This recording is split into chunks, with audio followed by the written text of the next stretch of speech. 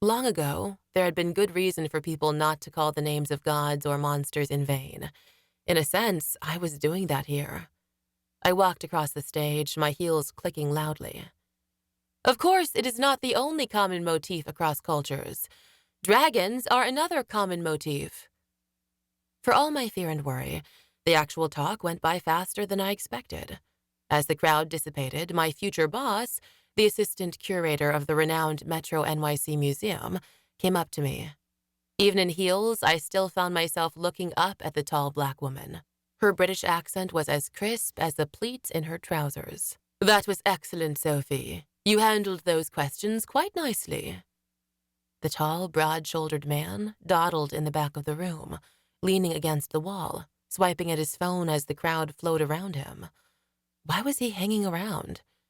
There was something extraordinary about him that I couldn't quite figure out, yet the dark business suit with an open collar and loose tie made him seem like he was just another worker on a lunch break.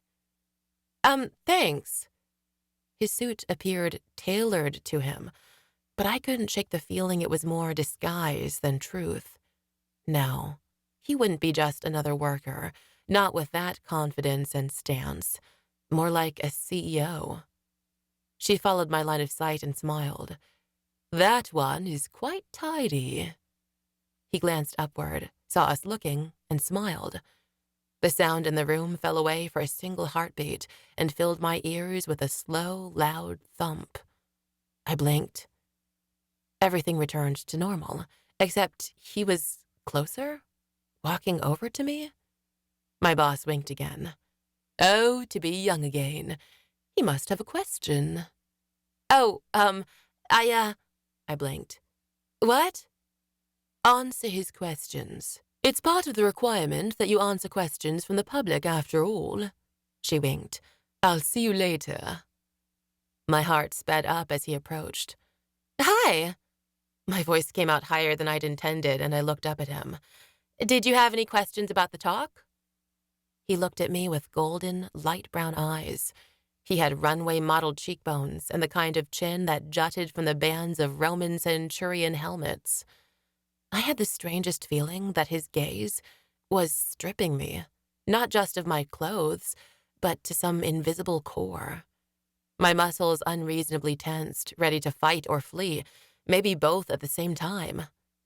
His smooth, bass voice rolled across my skin like a caress. "I have many questions, none of which I have time to ask." "Well, there's going to be another talk in, I glanced at my watch, even though I knew precisely when the next talk would be. "About an hour?" Damn it. Why had I made that sound like a question? The corner of those full lips quirked up into a smile. "Will you be leading it?" "No." "A shame."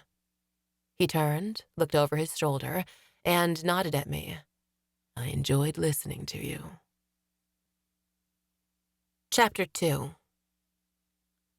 Perhaps it was the news about my supposed betrothal, or maybe it was just relief my talk was over, but afterward, I felt restless, as if electricity lurked under my skin, and I couldn't stop thinking about the way that man had looked at me, like he saw me.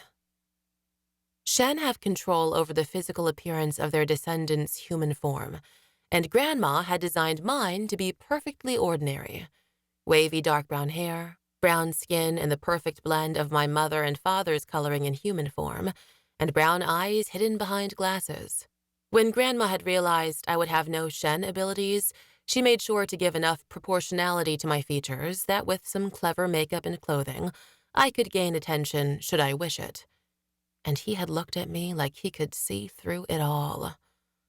I shook my head in a futile effort to shake out the image. New York City had more than 9 million people in it. The chances I would see him again were immensely small. Besides, I had more important things to worry about, like the fact that Grandma's magical protection was weakening. My shoulder tingled in the spot where Grandma had placed her hand and traced the sigil of protection on me so long ago. It still held. For now, I still had my freedom. I leaned back in my squeaking chair, my feet finally free of the stupid heels. I was alone in the doctoral student office.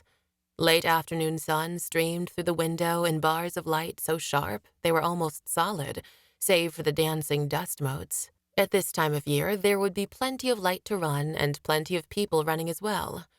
Safety was to be found in the human herd. I grabbed the bag underneath my desk, changed in the bathroom, and in minutes I was out under the trees, running, running, running. I ran as fast as I could, escaping the thoughts that troubled me. I focused on the charging beats pounding in my headphones, yet Grandma's words kept coming back to me. Betrothed. Arranged. Marriage.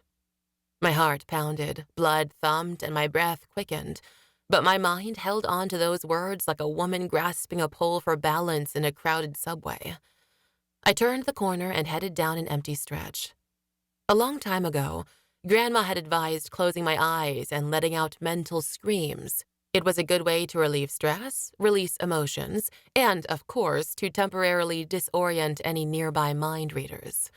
For a moment, I closed my eyes and screamed in my mind, the way my grandmother had taught me. I slammed into a wall. Pain exploded through my body. I found myself sprawled on my ass, hard bits of gravel digging in and cutting my skin. "Are you okay?" a familiar, resonant male voice asked. I looked up and found black running shorts against a defined set of abs, flanked by rippling, striated muscle up to a wall of pecs. His sunglasses were askew, and his tawny golden eyes gazed at me with an indescribable expression. Immediately, my cheeks flooded even warmer. I knew exactly who he was, the man from the museum, and my breath hitched in my throat as I couldn't think of a thing to say. He repeated his question, offering me his hand. "Are you okay?" I squeezed my eyes shut in embarrassment. Let's just pretend I hadn't just made a giant fool of myself. "I'm sorry, I didn't see you." He knelt and looked me over. His scent of salt and man and something else unexpectedly alluring was surprising. "You don't look injured." He picked up something beside me and slowly handed it to me. "Unfortunately, I can't say the same about your phone." I stared at my shattered phone. I tried to turn it on. There was a bright flare, and then it died. "Be careful," he said. "Broken edges can be sharp." I let out a low groan. I didn't even know phones could break like this. I just downloaded the digital subway pass. "Let me guess. Without the subway app on your phone, you're stuck," he said. Another jogger ran by, and belatedly I realized I was still on the ground. I shifted to get up, and he offered his hand again. Without a thought, I took it, and found his big, warm hand closing around mine, pulling me up effortlessly. "Listen," he said, "I'm sorry about your phone. It was my fault it broke. Let me write you a check for it. I don't live far from here. If you need to, you can use my phone to call someone."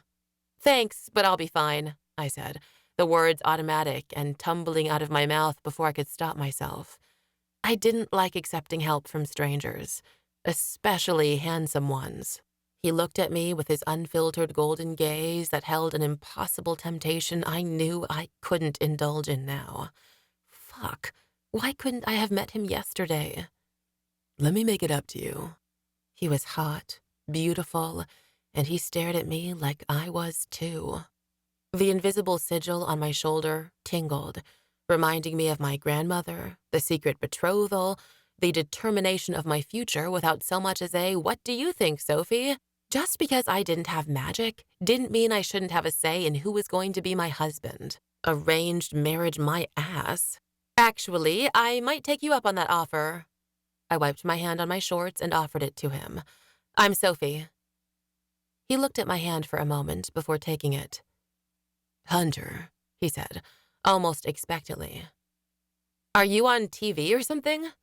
He laughed and squeezed my hand. Strangely enough, I had the oddest sense I had just been caught.